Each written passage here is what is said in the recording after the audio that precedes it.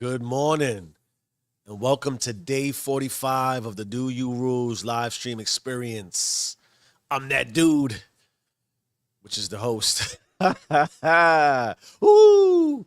I'm Cliche Jeff, and and today we are later than normal.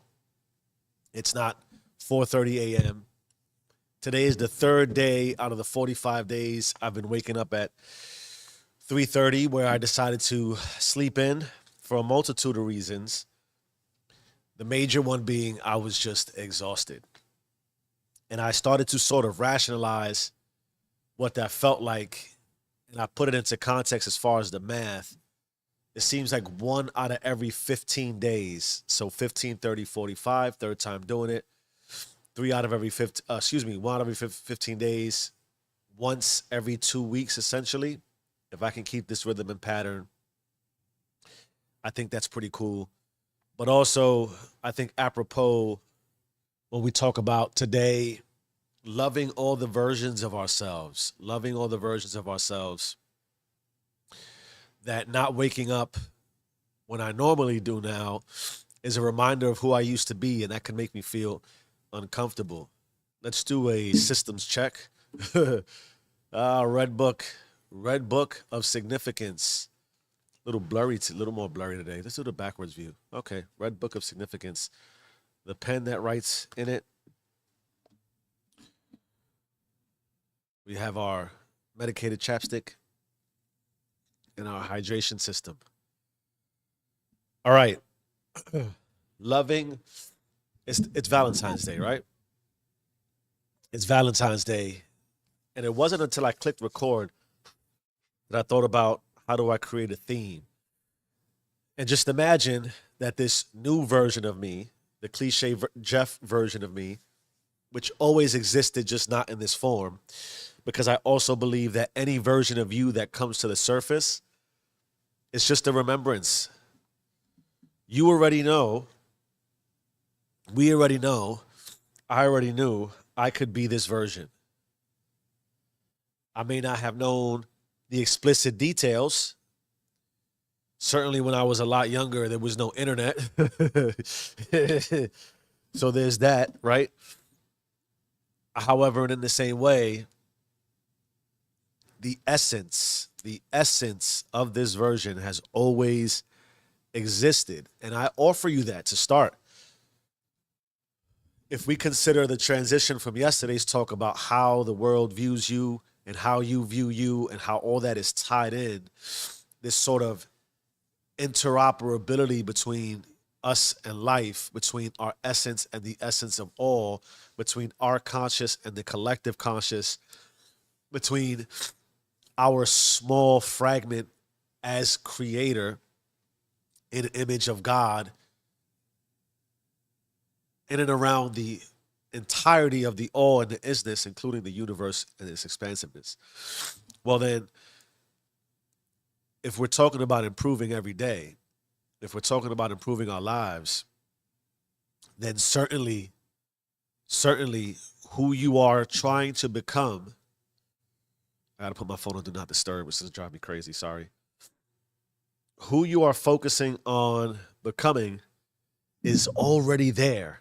It's just a matter of can you pull it out? If we think about sort of how nature works, because nature's powerful. If you can but so plant that seed, the seed's already there. It's just a matter of are you going to give it the attention? It's already in the soil. It's already in the crevices and the darkness of who you are. It's just a matter of will you give it light? Will you feed it? Will you feed you the version of you you want to be? That's a question for all of us. And maybe it's not a question for you. Maybe you don't care. Maybe you're very, very good with the version you are. That's cool. And there's nothing else left for us to talk about, that's for sure. However, I would suggest if you are the version of you you want to be, let somebody know how you got there. Even if it's just your neighbor or your significant other or someone who's very close to you in your family, share that. Not everybody's there. Don't be selfish. Or be selfish. It's your life. It's your choice.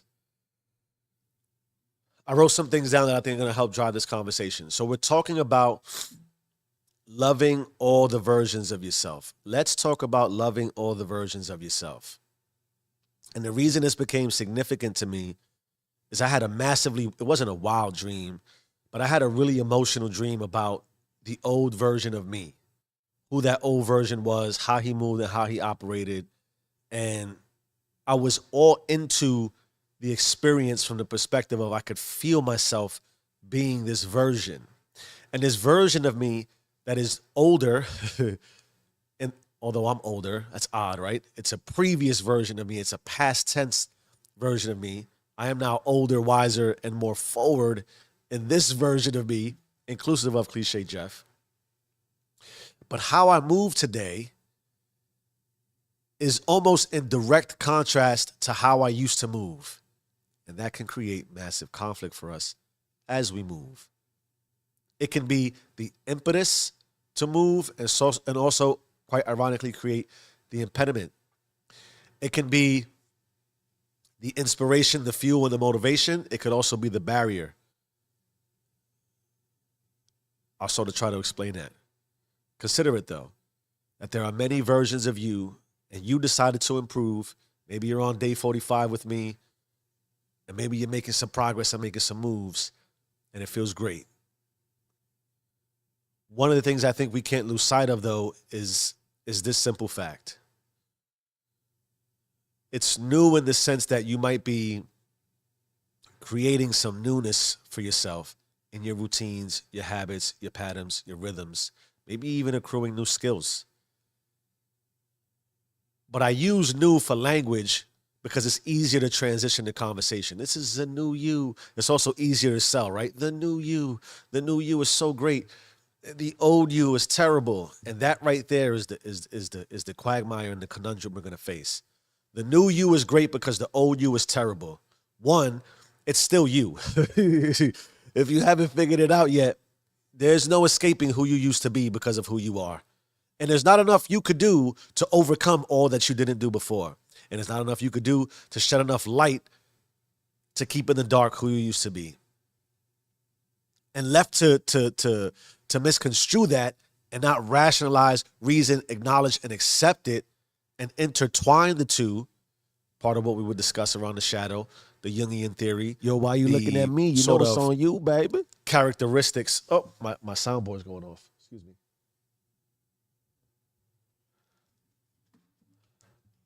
Left to sort of just disengage. This is part of what we might do when we suppress.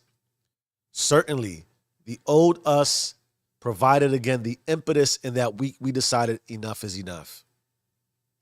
And because we decided enough is enough, it was powerful enough to move us in a new direction, but it doesn't make us new. It doesn't rinse us and wash away all the sins of the past. And I say sins loosely, just for language, so we can understand and appreciate how it might feel.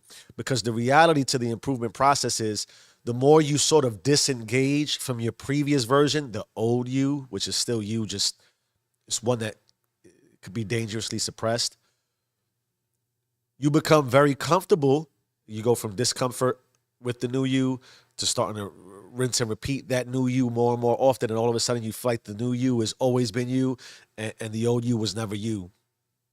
In that way, you start to judge and compare between who you are now and who you used to be. And if you compare or judge in a way that makes the old you appear to be very terrible, it's not to suggest you should ever want to be that old you again, right? You come to that realization, I'm tired of being who I am.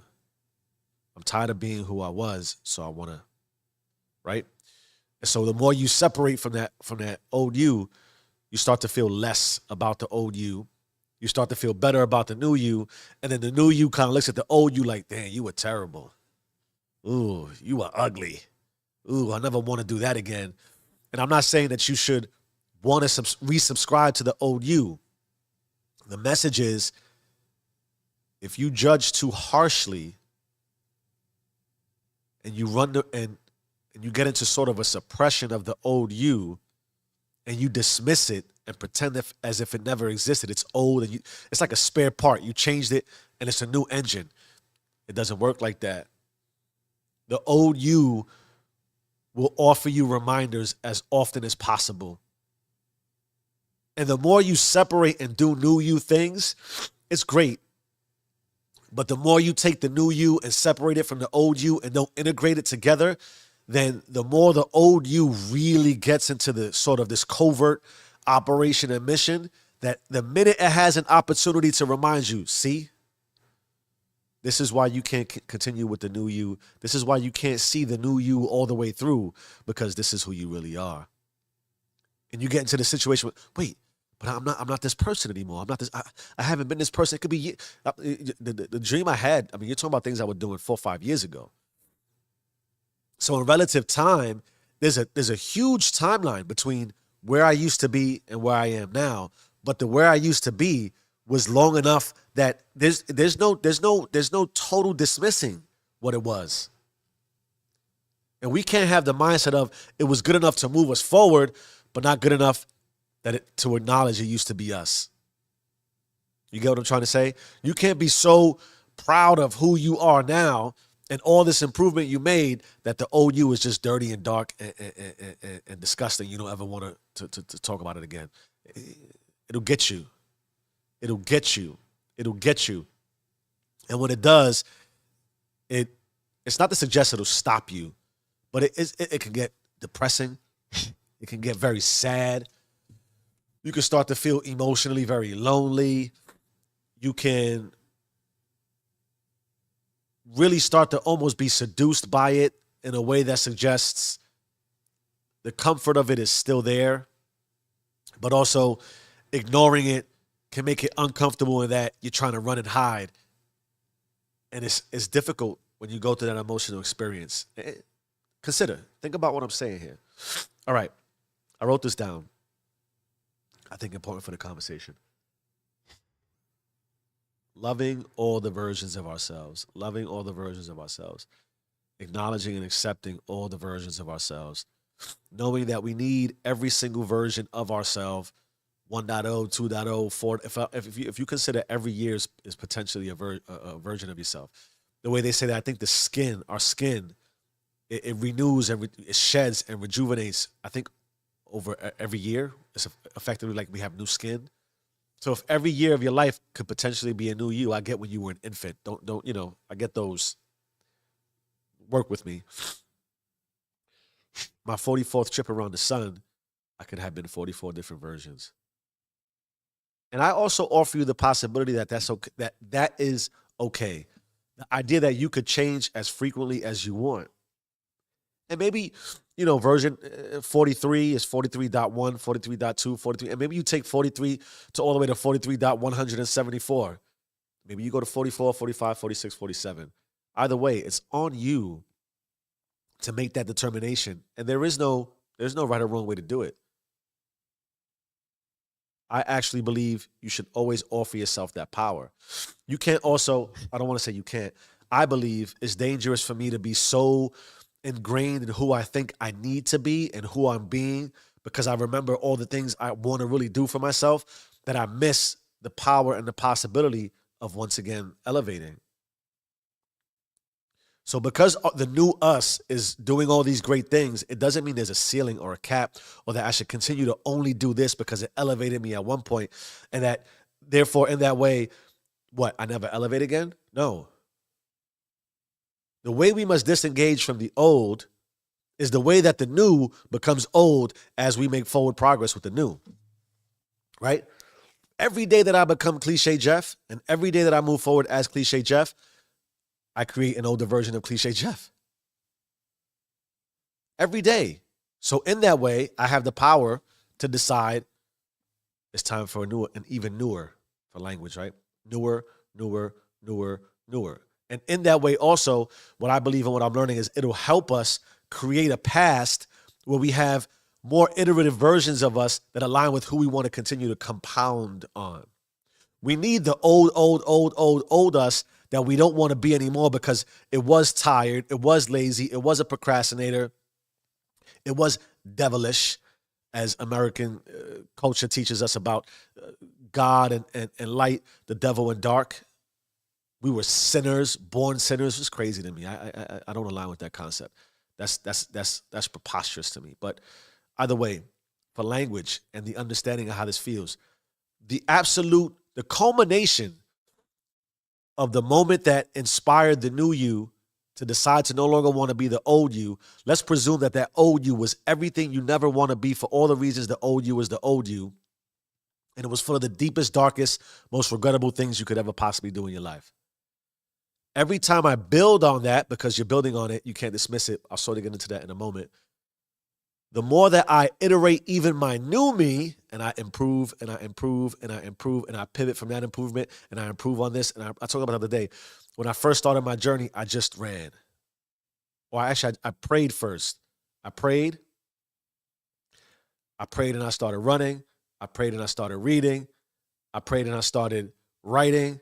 I prayed and I started, now I'm praying, I'm reading, I'm writing, I'm running, I'm lifting, I'm recording. These are iterative processes. So I can look back and say, oh, I remember when I just ran. Now, when I reflect on that, that's pretty cool. That's an older version to compare to, but I'm leaps and bounds ahead of that version, which I would argue that version that I pivoted to was a better, more optimal version than the one that made me want to make that pivot. You get what I'm trying to say? So we create a past, because we're always creating past and memory, that we need to convince ourselves that we can keep being whoever it is we think we're being. And when we look back into that memory bank and we have remembrance, we want to be able to say, oh, look, I can support the newer and newer and newer and better and greater and all expansive godlike version of me. Although you were always godlike, I would argue, even when you were the devil. But I have more, quote unquote, positive reflection on who I have been over. This is why time is important. So if you join this journey, I'm day 45 in, to try to explain, or I would say try to be a reflection of what 1,000 hours of self-improvement over the course of one full year could be like, right? The amount of hours we put into different realms of possibilities, the physical, the spiritual, the intellectual, the relational, on and on and on across the spectrum of our individual lives that make us us. Then that progress in said direction, as we continue to take a step, the micro becomes the macro, right? Baby steps, all of a sudden we crawl, we walk, we run. You've heard of these things before, right? Cliche Jeff. The significance of building upon this history for yourself is that it allows us to reflect when we have moments of friction, because there will be friction. When we have moments of difficulty, because there will be difficulty. When we have moments of temptation, because you will be tempted, that we can look back and say, no. No. Yes, that was me. Yes, it's still me. But I'm me this way now because of what that used to be, and I don't want it anymore. I'm going to keep going where I'm going. And I have the history to show, see, I've been doing the running, the lifting, the writing, the reading, the journaling, all that stuff. We have to create new history. We have to create a new past. We create a new past by creating a new present, by looking to a better future. Otherwise, we go right back to where we were. And that's not what we want. That's not what we do in the Do You rules. We improve every day. We improve every day. Down to what you think. When you can come to, I believe strongly, when you can come to the realization that what I would describe as the ultimate connection with the divine, with God, the nirvana that we seek. It's not that it's all rosy, and it's not that it's all great, and it's not that you just feel love at every second of every moment. Impossible. I don't even have all the wisdom and all the experience in the world. I would fight and debate anybody at the highest level of mysticism, at the highest level of faith, at the highest level of whatever you are, that there's no way that person, whoever it is, feels love every second of every moment of their life.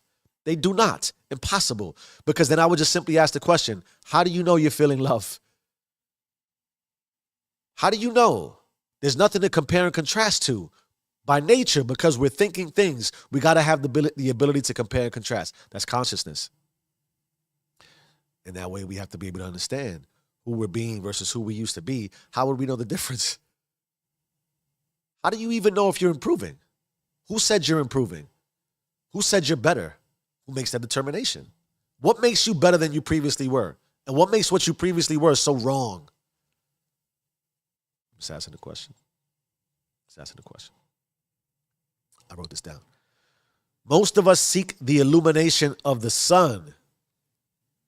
Most of us seek the illumination of the sun. It is in the light where we present our greatest mask. And again, as I referenced before, if you haven't read the possibility that Lucifer means bearer of light.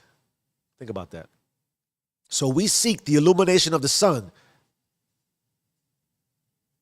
in order to present ourselves in the greatest light, because we somehow believe that is when it is the most brightest. That is when we are most seen, is in the light. That we miss that the moon too illuminates. We seek the light of the sun so strongly we miss that the moon too illuminates. There is light and darkness. There is light and darkness. In fact, the greatest light available to us will always be in the dark.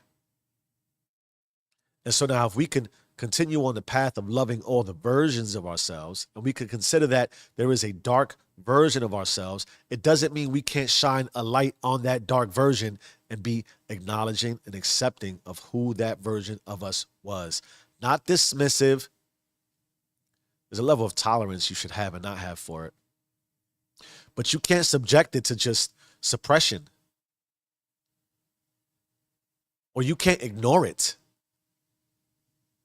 You can't treat it like the bastard child. At least I believe. Why? If you do, it'll come for you. You think you could be that you for as long as you've been that you and it won't come for you? You think you could just do what you've done and have that understanding and have that experience and not go through any sort of remembrance of that? You really believe that you could leave what's dark in the dark and that it doesn't shine? You really believe that? You really believe that you can go out into the bright lights of what the stage of life offers, the game of life offers, when everybody's watching, when the world is viewing, and pretend that you are what you think you are, as if you weren't who you used to be, and that nobody would know? You're like, no, nobody's gonna know. I hit it very well. Yes, I know. I'm the same way. I could do that. But then you miss this. It doesn't matter who doesn't know. Or it doesn't matter who knows. It doesn't matter if it's found out. Because you will know. You will know. And you will come looking for you, whatever version you think you're on. You, that is the light that shines at night, in the dark, the moon, that has to make its presence. We got to rotate. The sun does its job. The moon does its job. The light does its job. The dark does its job. You can't, there's no avoidance there.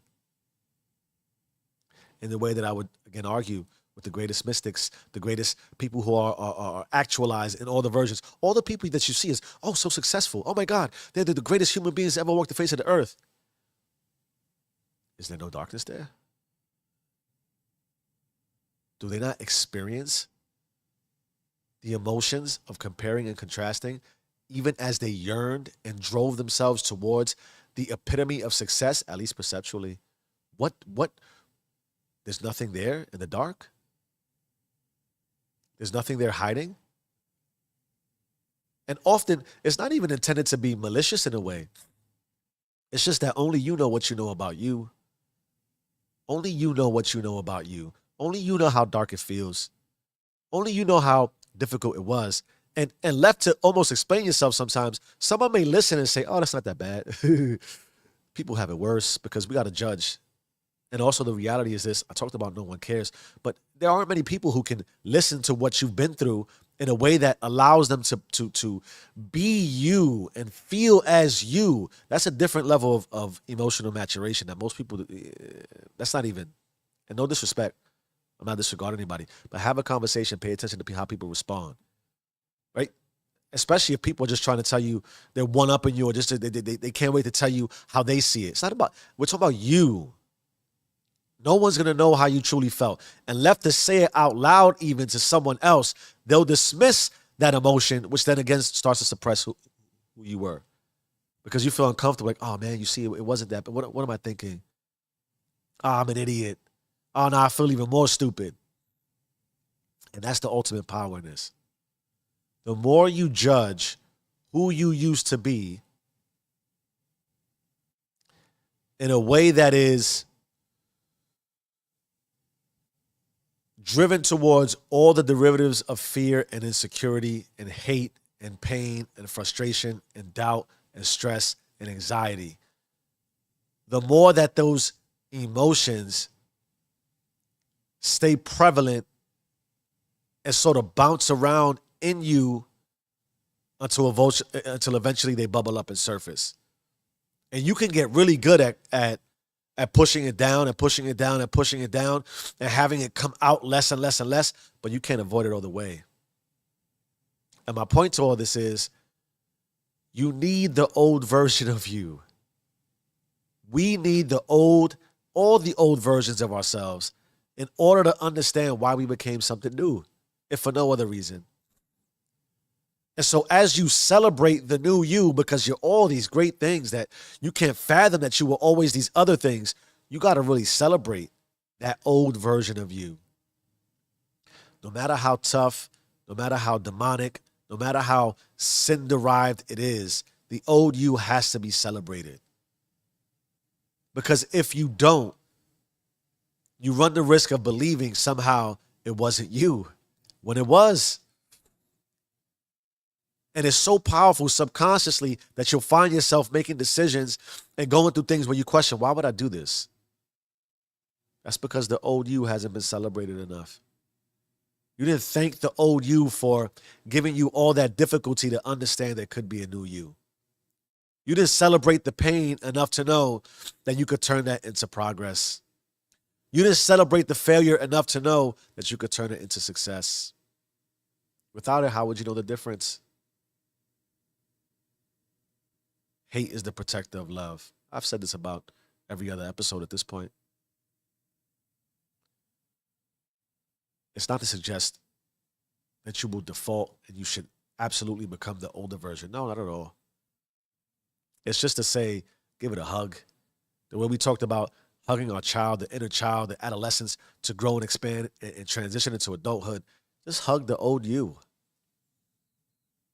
It needs it. The new you needs the old you, otherwise you wouldn't know the difference. Don't just push the old you away. Celebrate it. Celebrate what it taught you. Celebrate the wisdom. Celebrate the learnings. I wrote this down too. The new you must accept the old you in order for the old you to accept the new you. Think about what I just said. The new you must accept the old you. Not suppress, not push, not diss, not demean, not tell them to go fuck off, right? It must be accepting.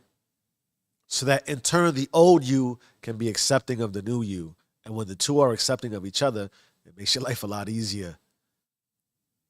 It makes your emotions a lot more conducive towards love derivatives, which then influences your thoughts, which then influences your actions, which then creates the identity and the life that you seek for yourself in the way that you believe you should be seeking the life for yourself. Presuming, of course, you're seeking to have differences in life in any way that life offers differences.